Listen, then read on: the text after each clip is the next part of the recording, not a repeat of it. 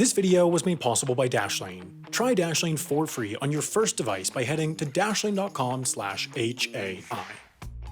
Here's a joke for you. What do you call a rock in the middle of the ocean? A sea shale. Get it? Shale like the rock, but then, you know what, I shouldn't explain it. Here's another one. What do you call two rocks in the middle of the ocean? Well, if you're Japan, you call it the island of Okinotorishima. Emphasis on island. Alright, that one wasn't funny, but let's be honest, the first one wasn't either. The island, and I'm using the term island loosely here, of Okinotorishima is found here in the Philippine Sea and was first discovered in the mid-16th century, possibly by this guy in 1543, and definitely by this guy in 1565, who named the then 5 rocks and surrounding coral reef Parece Vela, meaning looking like a sail, in recognition of how sails, as we all know, look exactly like 5 medium-sized rocks. In 1789, it was rediscovered by the English, who in classic English fashion assumed they were the first to find it and named it Douglas Reef because nobody named Doug lived on it. Or after Captain William Douglas, who's to say. The Japanese first visited in 1922 and 1925, then claimed it in 1931 and named it Okinotorishima, which translates to stupid tiny rocks that are in a strategically useful location that we're just going to lie about and say we just want for nature observation. Sorry, that's a mistake. It means remote bird islands. I mixed up Google Translate and Google Foreshadowing again.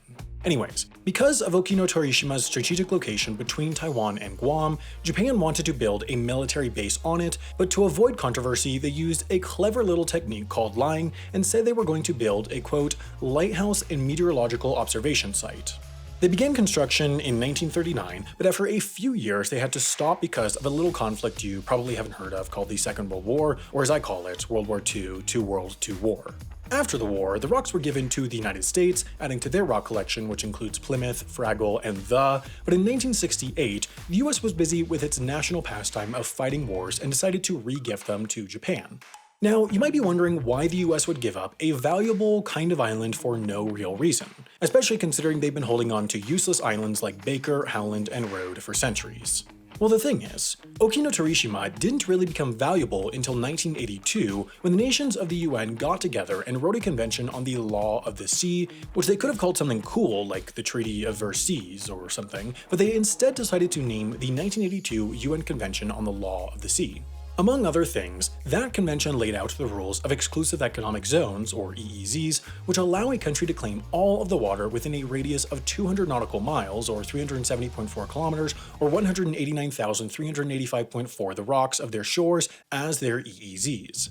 To be clear, they don't have sovereignty over that water, and it isn't part of their country, but they do have a number of rights over it, including rights to exploration and dibs on valuable natural resources. That's why Japan really wants these 2 dumb rocks to be an island. It means they get to claim this entire 154,500 square mile area as their exclusive economic zone, which means they would have exclusive access to its rich fishing grounds, rare metals, and suspected oil reserves. But that claim is hotly disputed, but not because people say Japan doesn't own Okinotorishima. Instead, they agree Japan owns it, they just say it's not an island, and by they, I basically mean China. Why, you ask, does China care?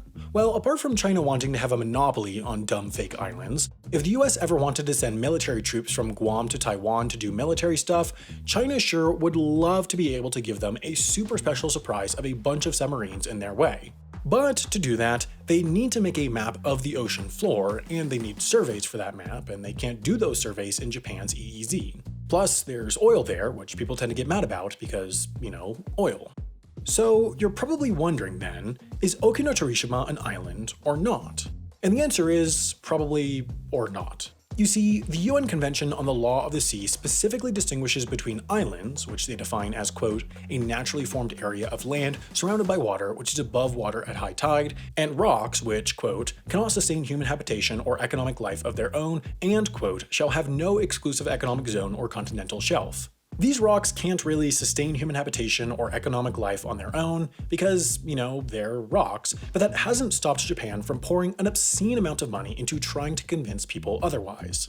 In 1987, they started building steel breakwaters and concrete walls around the rocks to protect them from erosion, and in 1988, they built the Japan Marine Science and Technology Center, which isn't actually on either of the rocks, but it's near them, so good enough, I guess. And finally, even though the UN convention clearly says that man-made islands don't count, they built an artificial third rock because, as we all know, the only thing better than 2 dumb useless rocks is 3 dumb useless rocks. But in Japan's defense, they've only spent $600 million on the project so far. Spending $600 million trying to keep 2 rocks above water is dumb, but you know what's smart? Making everything you do online faster by using Dashlane. Dashlane is a mobile and desktop app that gives you a shortcut for everything you do online, offering one-click logins and autofilling personal and payment info at the touch of a button.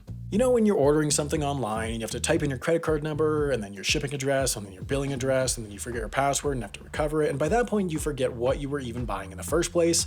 Well, Dashlane makes it so that'll never happen again, and it works every time across devices and platforms. You can try Dashlane for free on your first device by heading to dashlane.com/HAI, then when you want to upgrade to premium, use the code HAI for a discount.